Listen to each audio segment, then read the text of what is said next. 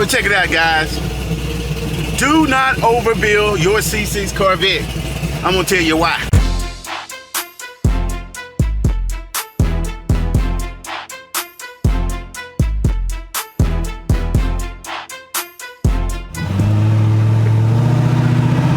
Okay, so y'all know I gotta do this. I'm going under an overpass.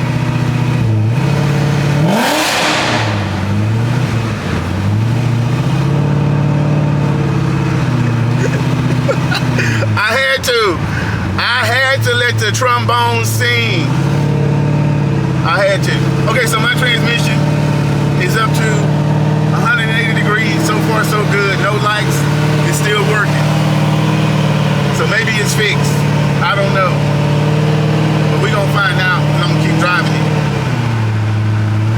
So here's what you don't want to do, guys, and it's gonna be very tempting to do, and that is overbuild your C6 Corvette, especially if you still want to maintain it as somewhat of a daily driver. Now, there's several reasons for this, but the biggest issue, the one that nobody talks about, and you really don't even research that much, and that is cooling. Once you start adding more and more horsepower, you have to address cooling. Now, I know some guys have zero issues with cooling, but I also know that there are a lot of them that do. Do I have any issues with cooling? I would if I did not address it. Now, the way that I address mine is kind of temporary, is I added a Casper switch. Casper switch basically just cranks that fan up high as I can possibly crank it when I need it. Other than that, I don't drive it that much in certain types of weather and in certain types of traffic. And I'm not even sure if I want to, for the simple fact that it's kind of overbuilt. Now, what do I mean by overbuilt? Well, you got so much horsepower, you maxed out on a stock block, a stock transmission, and you can't even really push it like you really want to because you're afraid of breaking something. Now, if you don't fall in that category and you got plenty of money in your pockets, you may just want to stop watching this video, because the issue is for those that have the money for the horsepower but don't have the money to fix it when they break it. Because if you break it, it's going to cost just as much as it cost you to add whatever it was that you broke. If you can't do the work yourself, woo! You're in real deep problems. And that's kind of where I fall. Not because I can't tackle certain jobs, because I don't want to. I don't have the time. I run a business as well as I have a full daytime job. So this car would be on jack stands absolutely forever. I would rather drop it off and pick it up and go drive it. I just would. I'll just pay to do that. But the cost of that is I'm more timid to break it because I don't want to pay that labor. So if you fall in that category, do not overbuild your C6 Corvette. The best thing you can do is keep it around 600, 675, or maybe even 700 horsepower. The reason why I say that is if you keep it around that type of horsepower, you got room to spare. What do I mean by room to spare? You got room to push on that mother without breaking it. Once you have peaked out on a stock block, stock transmission, there's not that much room for error. And in that case, it really just becomes a ticking time bomb. That's not, yeah, it's fun to have 800, 900 horsepower on and brag about how it's on a stock block and stock transmission, but you're not gonna get that many pulls. That's just the law of physics. You're not gonna get that many pulls on that particular car at that horsepower stock.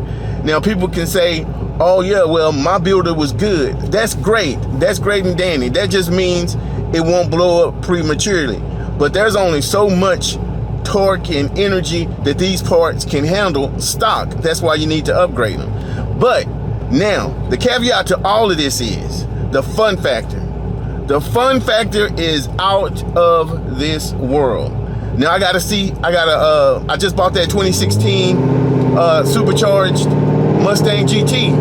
And while it's fun, it's a great daily driver. But the fun factor, the loudness, and it's got an exhaust, all of the stuff that this car has except for aftermarket cams, all of that is fine and dandy, but nothing, and I shit you not, I'm not just saying this to be saying it, but nothing compares to the driving experience of my C6 Corvette, comparing it to the Mustang. The Mustang is great for what it is.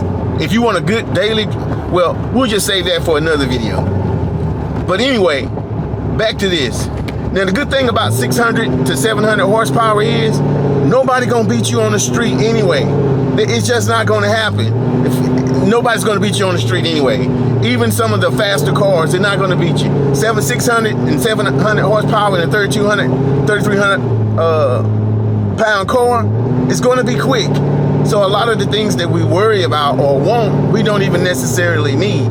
Now, if you just insist on adding that type of horsepower to make your shit quicker and whatnot, get you some spray. That way, you're only gonna spray that bitch when you need it, and it's balls to the walls, whatever happens, happens. So the real saving grace for a lot of this is, a lot of us, money is funny. So we gotta do this, we gotta build our C6 Corvettes in increments.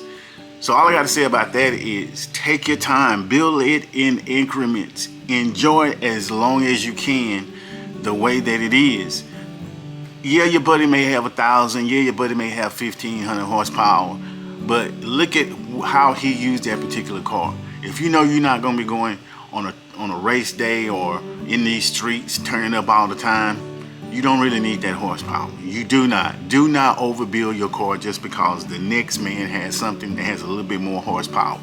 Because I get it, you can go to these car shows and you see all these people with these fancy fast Corvettes and these cars and Corvettes and coffees and all of that, and you want that too, and that's perfectly fine. But just know that you can get to the point to where you overbuild it, and if you overbuild it, it's still gonna be fun. The fun factor is gonna be there. I ain't gonna even lie to you and tell you it ain't.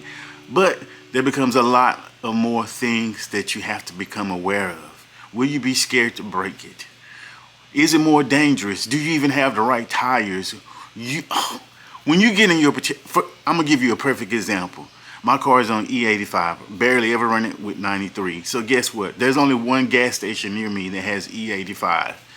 So if I don't feel like going to that gas station, maybe I drove it to work one day and I needed to stop, I gotta put 93 in it. Well, guess what? I gotta run that 93 out if I wanna get on it. Now, I have a flex fuel tune, but it's been tuned again since I had that flex fuel tune. So I don't really wanna test it that hard on 93.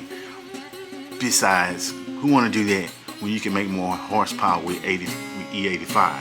But the point in all of that is, you start getting all these different fuels, methanol. I mean, my car is on methanol too. It's got a single nozzle in it. I gotta make sure I got some of that on deck at all times. And then it can't sit too long. There's just a whole lot of stuff that you have to be aware of when you start building these C6 Corvettes that you may not want to continue doing. And at the end of the day, you may get tired of it. You may want to sell it. And you won't get none of that back. You may end up selling it when that transmission started to go out. And then you got to be leery about selling it to somebody where you know that transmission may be shaky.